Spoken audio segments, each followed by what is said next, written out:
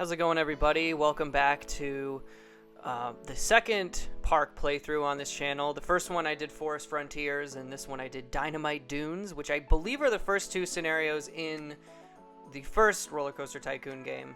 So I thought those would be appropriate to start off with. And I think these are actually the only two scenarios I actually beat when I was a kid.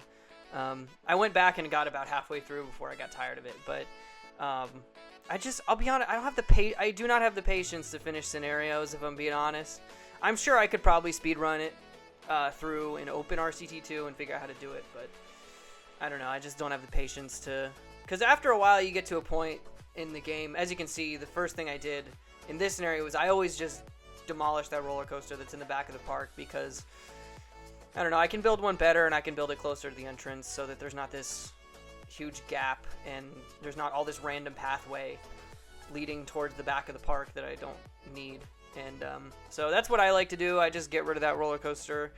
I don't know if that's like technically cheating when trying to beat this scenario, but I just went ahead and built a roller coaster, my own design, closer to the entrance. And as usual, I just went ahead and started building a couple thrill rides. The selection of rides in this particular scenario is absolute trash. You actually don't even start with an info kiosk, so I had to set my maximum funding so that I could get one just in case it started raining. And obviously it is a desert scenario, so I think the climate does not really, it doesn't rain a whole lot, but just in case, I went ahead and it's always good to have them to sell, the umbrellas to sell anyway. But yeah, this you do start with a mine coaster and a wooden coaster, which are pretty good.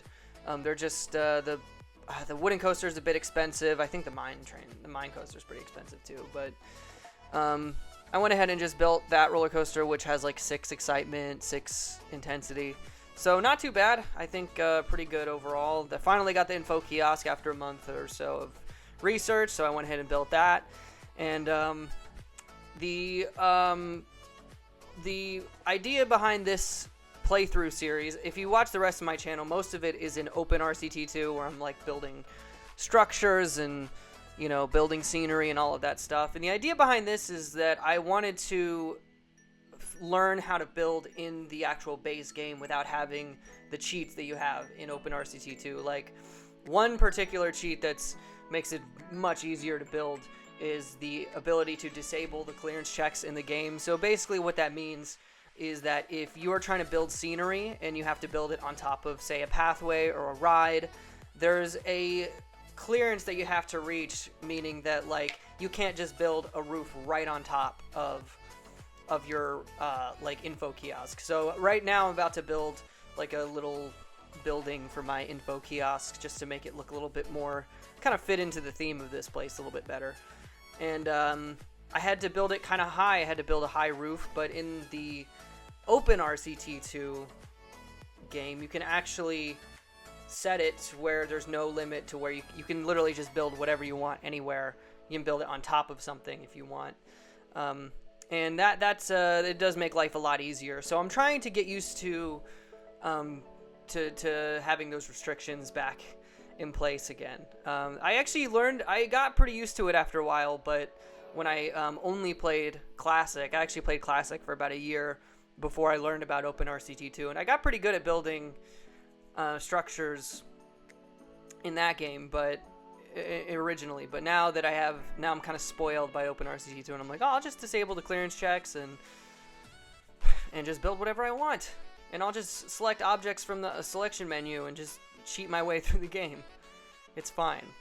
But it is interesting to kind of go back, and you have sort of a limited resources to build stuff with. So like even here, I don't have any scenery groups to work with. I don't even have Egyptian theme, which you'd think you would have Egyptian theming to start off with. That seems like the one scenery pack that you'd be able to have, but of course I do not. So I basically just have the regular standard walls and roof tiles to work with, and that's kind of annoying. So I did my best to kind of make something, you know, something interesting with what I had to work with. I made a little bathroom building, which, yeah, just, and the reason that I was frustrated with this was because I've gotten used to using the abstract windows, the abstract theming windows that that come in with the abstract theme pack, and the fact that I don't have them here is kind of frustrating. I had to use those round windows, which I hate those round windows. I think they look like garbage, but again, that's what it's about, is trying to learn how to build without it. So that's pretty much what I'm working with here right now. So I went ahead and I got a go-kart after doing some research for thrill rides. Pretty happy about that.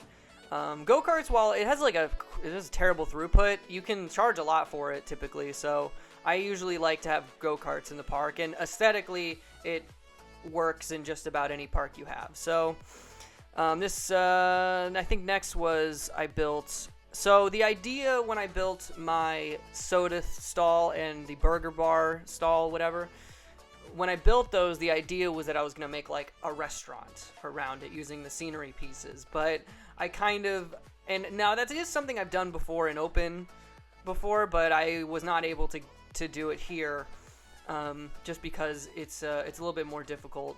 And you have to kind of do a lot of planning beforehand, and I was just kind of like, you know what, I need to get these stalls down, and I need to start making money, and and it's one of those things I might eventually kind of work with it later and figure out what to do, but and kind of rework it later. But for now, this will kind of be it looks okay. I'm not super upset about it, but I think it could look a lot better.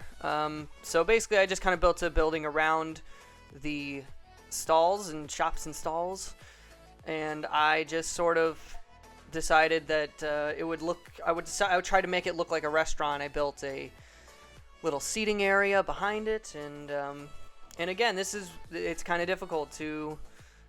You have to kind of suspend your disbelief a little bit because I don't have the pieces that I would like to have. But I do have a lot of pieces to work with, and I did try to make it look somewhat accurate. I have the canvas tents out there with the poles to make sort of like an outdoor seating area. That's the idea. That is something I've done in the past, and I think I did. Actually, I may not have done that on this channel, but I have done it in the past, and it looks like a little restaurant. That's sort of the idea behind it. So that's my little restaurant. I believe I just called it Bar and Grill because I couldn't think of a name for my restaurant. And I think what's funny is it looks great from this side, but from the other side it looks terrible. Just because I needed an extra space that I didn't have to work with on the other side of it. So eventually I might find a spot, and if I have extra time and extra funds to work with, I might end up trying to find another area to put it in. But for now, it's okay. And one little extra tip that I don't think I've gone over when building scenery is that I actually use roof tiles to use like as sign holders. I think that actually looks pretty good a lot of times. If you have like a flat roof with just the base blocks, you can throw the roof tile on top of it, and then it kind of acts as a sign holder if you put a sign right in front of it. And that's something you can use in any version of the game. You can see I use it here. I put a little sign in front of my roof tile on that far left side, and I think it looks pretty good. I think that's a good way to to use signs. And if you have like an extra little space that you didn't realize that you were gonna have on your roof, it just kind of fills in that space. So now I think I finally got another thrill ride. I got the swinging ship, and I just kind of tried to. I did this similar to my Forest Frontiers with all my thrill rides. I didn't actually build anything.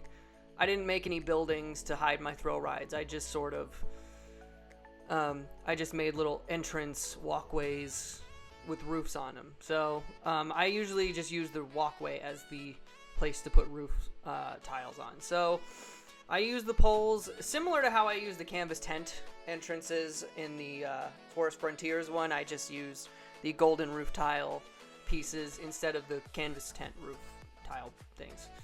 And I try to just keep a consistent theme going throughout this whole park. It's supposed to look like a desert themed thing. It's supposed to be sand look style, whatever. It's supposed to be gold, orange, brown, gray, yellow, like that sort of palette, I guess.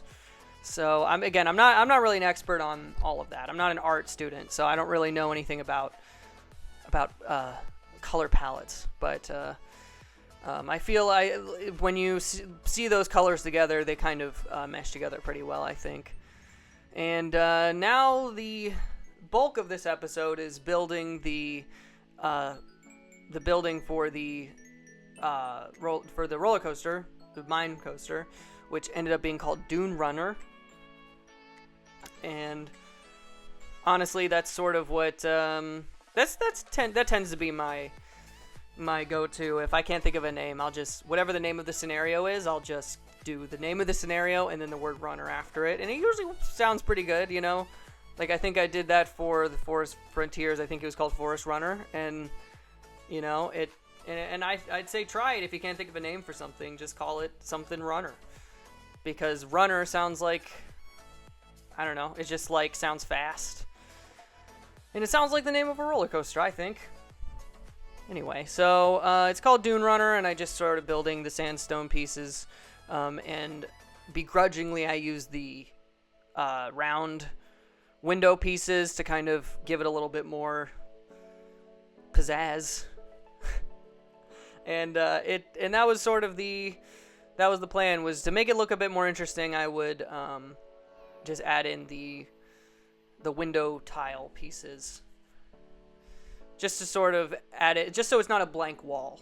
And so I wanted to do that, and I tried to add in some like use the railings as like some decoration. I've done that in the last episode, and I wasn't able to do it just because one thing I forget about this game often is that if you have a piece on the outside of a square, then you can't actually build anything on that square anymore, if that makes sense. If it doesn't, sorry, but I don't know how a better way to explain it.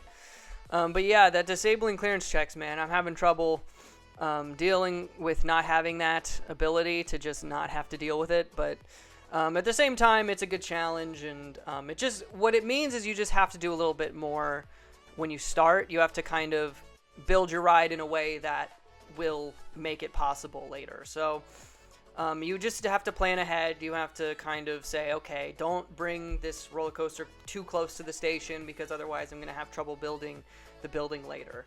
And that's the case for a lot of things. It's the same as if you build a building around your food stalls. It's the same as if you build buildings around your thrill rides. Whatever it is, you just kind of have to plan in advance and say, okay, I'm not going to be able to build it at this height, so I have to make sure that I go out this way, or you have to find a solution beforehand.